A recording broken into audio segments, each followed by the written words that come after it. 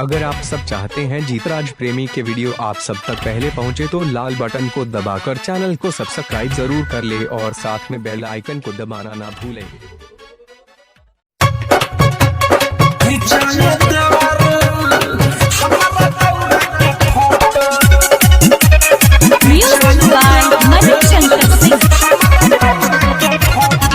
आप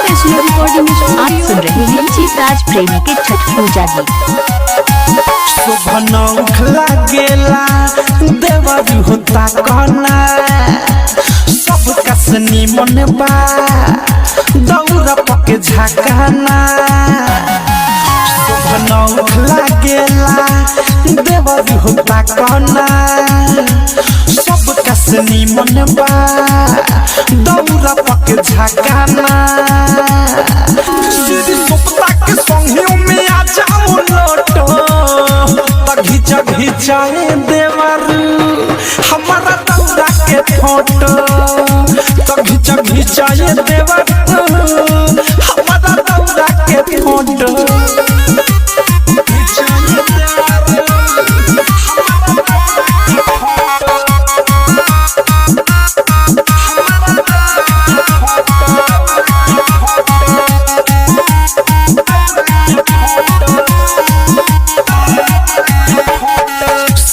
अपना ला दौरा बटे बाजार से किनवले हो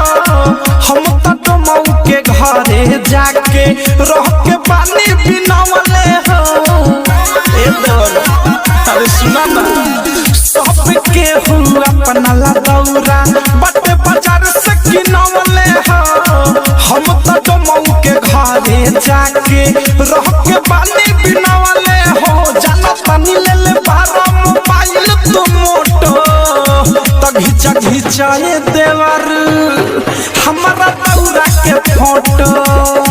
तो घिचा घिचाए देवर हमारा दौरा के फोटो माँ Vaishno recording studio Delhi. Music by Manishankar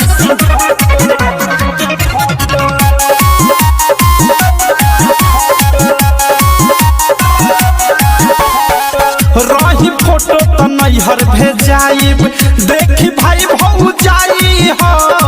प्रेमी अवधेश मिठू मिसाइल और कितना बताई हो सुनो ना रही फोटो तो नैहर भेजाइब देखी भाई भौ जाई हो राइटर थारू जवल अनुरागी और कितना बताई हो छोटा ही ननदों के घिचला पया जाओ झोटो तो घिचा घिचाए देवर हमारा दौरा के फोटो तो घिचा घिचाए देवर हमारा दौरा के फोटो लागेला देवर होता कहना सब कसनी मन बा दौरा पके झकाना सीधी सुपता के संगे में आ जाओ लोटो तो घिचा घिचाए देवर हमारा दौरा के फोटो तो घिचा घिचाए देवर